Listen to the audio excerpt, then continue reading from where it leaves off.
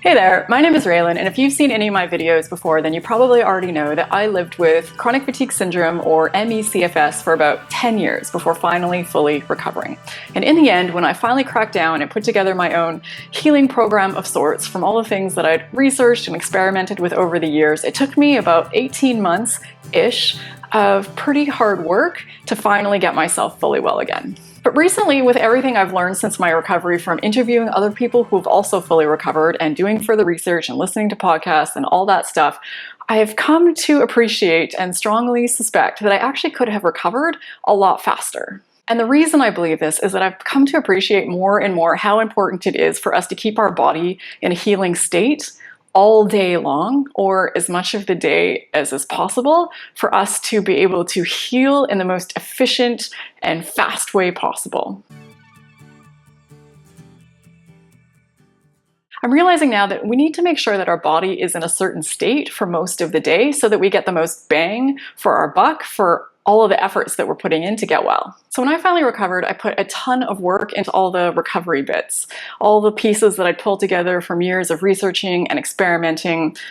The things, by the way, that I lay out step by step in my book, Finding Freedom, that is available on Amazon. And yes, I realize that these book plugs are becoming as shameless as they are frequent, but if there's one thing that we can count on in life is that if someone has lived overseas or is a scuba diver or has published a book, you are going to hear about it ad nauseum. Oh, and did I mention that I've lived in 6 different countries and am actually a scuba diver? We'll circle back around to this later. Where was I?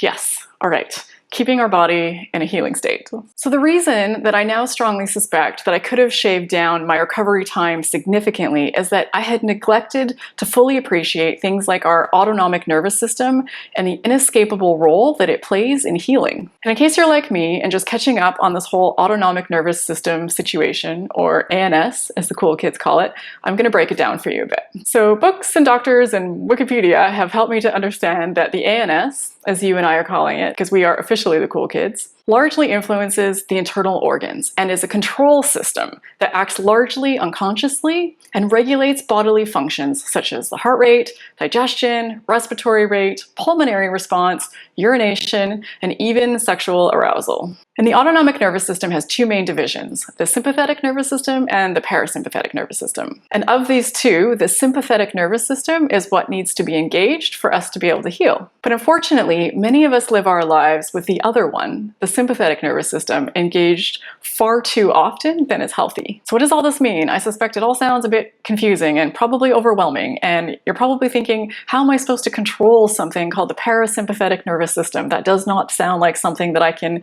command at will. You're thinking, I'm not Superman or Superwoman or super person. But the good news is that you actually don't have to be super person to control this. It actually is fairly simple. So let's just start really briefly with the sympathetic nervous system, because understanding the sympathetic nervous system makes it crystal clear why we need the other one, the parasympathetic nervous system, to be engaged in order for us to heal. So the sympathetic nervous system is responsible for priming the body for action, particularly in situations threatening our survival. So let's say, for example, we're faced with a bear in the woods. This system, the sympathetic nervous system, is going to pump our body full of hormones like cortisol and adrenaline and get us in the best state possible to either go to battle with this bear or run like hell. Our bodies are smart, so when the system is engaged, it deprioritizes things like digestion, our desire to have sex, and even healing. Because when fighting a bear, things like dealing with the pizza we just ate or flirting with the cute person next to us cannot be a priority.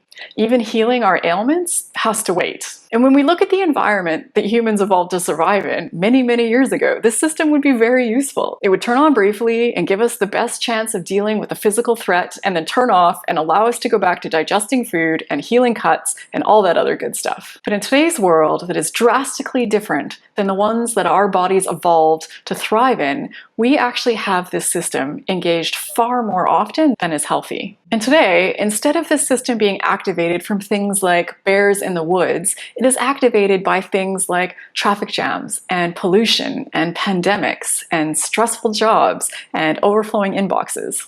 All these things are our modern day equivalents of saber-toothed tigers, and they keep the sympathetic nervous system engaged far more than is necessary. So temporarily, this system is obviously an excellent solution for dealing with most threats, but unfortunately, long-term arousal of this system has long been known to have a detrimental effect on many other body systems, causing disruption to the normal workings of our immune system, our muscles, and the digestive system, to name a few. And again, our bodies are smart, so the more we use this sympathetic nervous system in a specific situation, the more that pathway gets engraved, the quicker that response is triggered. When faced with a threat, our bodies need to be able to react quickly. So within a split second of seeing that bear, our body needs to engage that response. So the more and more we face the same stressful situations in our everyday life in this modern world, like traffic jams and pandemics and endless emails and DMs, the more those pathways get ingrained and the faster that response happens, where it gets to the point where we only might have to even just look at our phone or look at our inbox and that system is engaged. There is a definite trigger response situation happening that is strengthened over time. We are conditioned. And before we know it, we have a crazy long list of things that can set this system off in our body and keep us from healing. So now, instead of the bear in the woods setting off the sympathetic nervous system, we only have to glance at our inbox or our social media feed or see a notification pop up on our phone from our boss for those stress hormones to start flowing. The unfortunate reality for many of us is that for all intents and purposes, we are perpetually stuck in the woods and the bears are everywhere. And this is no way to live. Because in our modern day, high-tech environment, our brain and body sometimes get stuck in ways of functioning that is not very helpful to us. And with our immune system put on hold in these frequent stressful situations, issues in our body such as infections, foreign materials, toxins, and old worn-out cells are not being dealt with. So that's the sympathetic nervous system in a very small nutshell. So the sympathetic nervous system and the parasympathetic nervous system function, that's a mouthful, in opposition to one another. The parasympathetic nervous system stimulates the body to do things commonly termed as feed and breed, or rest and digest. All that good, life-promoting stuff.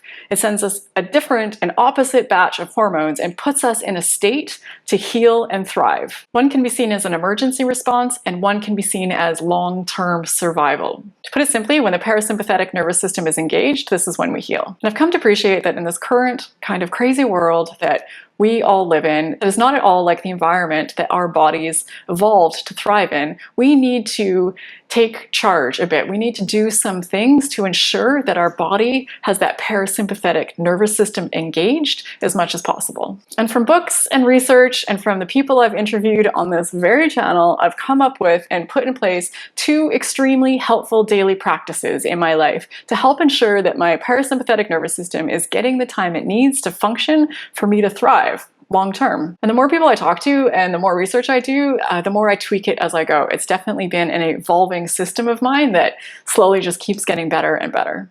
And I do this now, even though I'm fully recovered from ME/CFS, because I know, even though I'm feeling healthy at the moment, my body still has an endless list of things that it has to deal with every day, various harmful viruses or bacteria or toxins. And if I'm not doing things to ensure that my long-term survival system is engaged, then I'm putting myself at risk for getting sick again, either with ME/CFS or something else. So the first of the 2 things that I do to make sure that my parasympathetic nervous system is engaged for most of the day, every single day, is something that I call thought catching. With thought catching, I put in a conscious effort throughout the day to notice the thoughts that I'm having and catch the ones that are stressful or anxiety provoking or in some way just not at all conducive to my health or happiness. And when I first started doing this, there were an alarming amount. It was crazy. I cannot even believe how many thoughts were flooding my mind throughout the day that were stressful and in putting me into some kind of state of panic.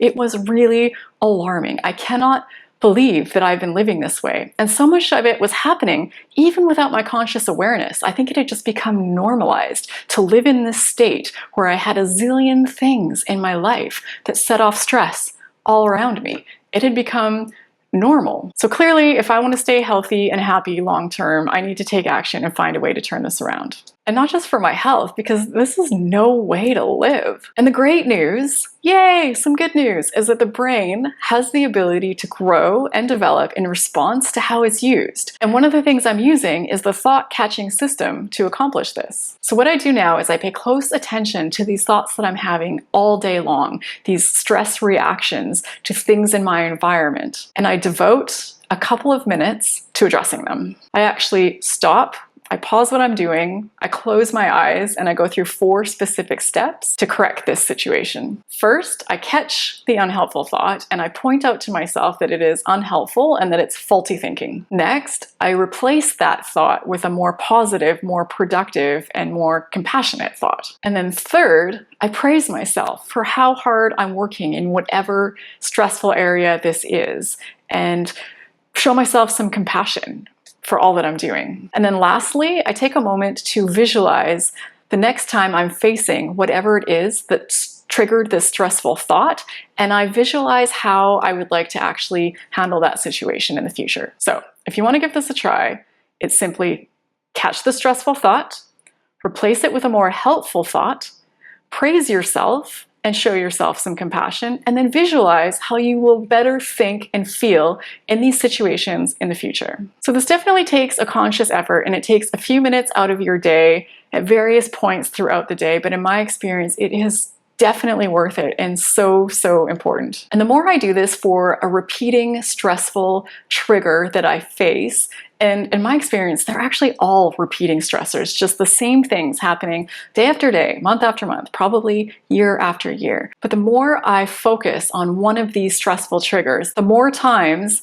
I take a couple minutes and go through these 4 steps, the less and less these triggers come up, until eventually some of these things for me actually no longer even come up at all. So one good example of this is my need to be uber productive and drive myself hard and push myself to extremes. And from what you guys are telling me, I suspect many or most of us in the ME CFS community can relate to this. So I used to end my days virtually every single day feeling like I'd fallen short. When I got into bed at the end of the day and I did a mental scan of that day's events, I would feel stressed and frustrated and feeling like I hadn't done enough. And I actually didn't even notice that this was happening. And it only came to my awareness after I saw a YouTube video by a doctor named Ali Abdaal. I talked about him in a couple other videos. I'm currently binge watching his channel. I can link it in the video description if you want to check it out. But he was having a similar experience, and he was explaining how at the end of the day, no matter how hard he worked, he pretty much always was left feeling like he'd come up short. And it's just a light bulb moment for me, because I thought that's me too. This is how I end every single day. And I work hard. I am disciplined. I get tons done, but it doesn't matter how much I do or how much I did. I always felt stressed at the end of the day and like it wasn't enough. So Ali inspired me to tackle this one specifically, and the process looked a little something like this. So as I'm laying in bed doing a mental scan of my day and feel instantly stressed because I didn't do enough, I catch that thought and then stop it in its tracks. And I remind myself that this is unhelpful and it's faulty thinking. I remind myself that I worked hard today, because I always work hard and I always do my best, and that I actually accomplished a ton. I did enough. I did my best. And I actually say to myself, you did good, Raylan. And then third, I praise myself for how hard I'm trying. Good work, Raylan. Seriously, you've accomplished so many great things. Well done, lady. And lastly, I visualize myself going to bed the next night and immediately having these positive thoughts about what a good day it was, about how satisfied I was with the day, and just how good I'm feeling about myself and the things I do in general. And after I did this enough times, it completely removed the need to do this at bedtime, because now I just go to bed and I do just feel good about my day. After rewiring those pathways in my brain enough times and lessening the old ones and strengthening the new ones, now I just go to bed feeling good, no stress, just satisfied and happy. So there's a bigger time investment to start with, but over time it decreases, and those well-worn pathways that were on a hair trigger that used to take me straight to anxiety now have been slowly replaced by new pathways that support my health and happiness. I'm usually just in my apartment, but the shot of me in the woods is much prettier. And the result is that many of those triggers in life that used to bring on stress hormones and feelings of panic and anxiety no longer do. And the second thing I do every single day to ensure that my body is getting ample time with that parasympathetic nervous system engaged is that I block off a chunk of time, usually about 45 minutes, and I call this a healing session. And what this is just a dedicated chunk of time every day where I put myself in a deeply relaxed state. Typically, this is accomplished by my using some sort of guided meditation from one of the many great apps out there like Headspace or Insight Timer. You know, for a long time, I've really struggled to commit to devoting that time every day to meditation. I knew in theory that it was good for me, and I would do little chunks, 5 minutes here, 5 minutes there, but I just was reluctant to block out 45 entire minutes of my day simply for meditation lately. But now that I think of it as a healing session, I have no problem doing it. I think of it in the same way as I do about exercise. I have no problem blocking off 45 minutes a day to go to the gym or go for a run. So the same way that I have a health session for exercise every day, I now have a healing session.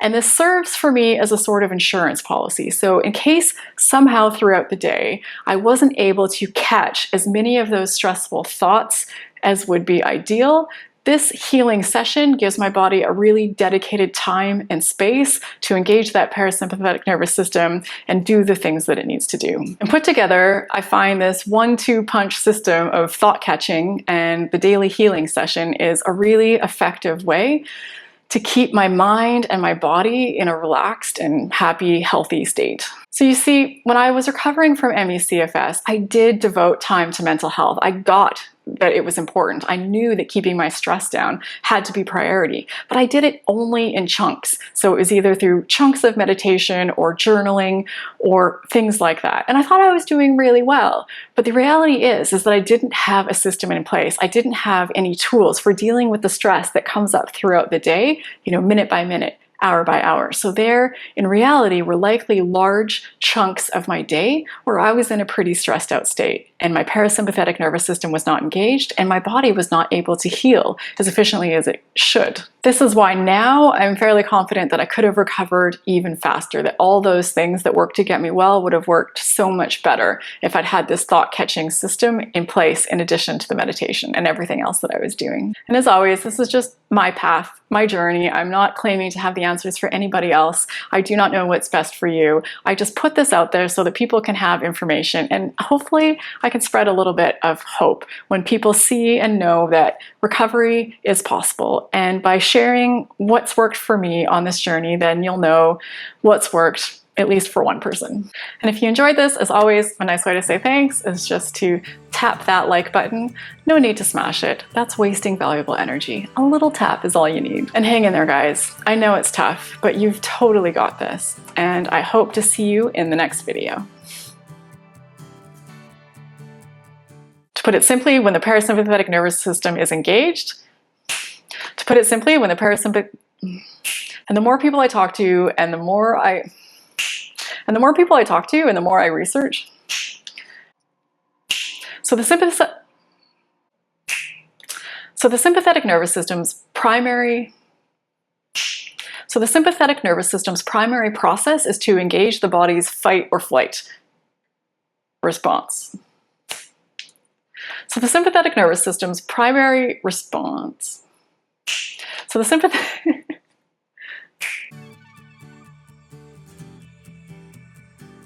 And if you enjoyed this video, you might also like this video that's here, linked on the screen, that's sharing another brain retraining system of sorts that was used by another woman to fully recover from ME/CFS.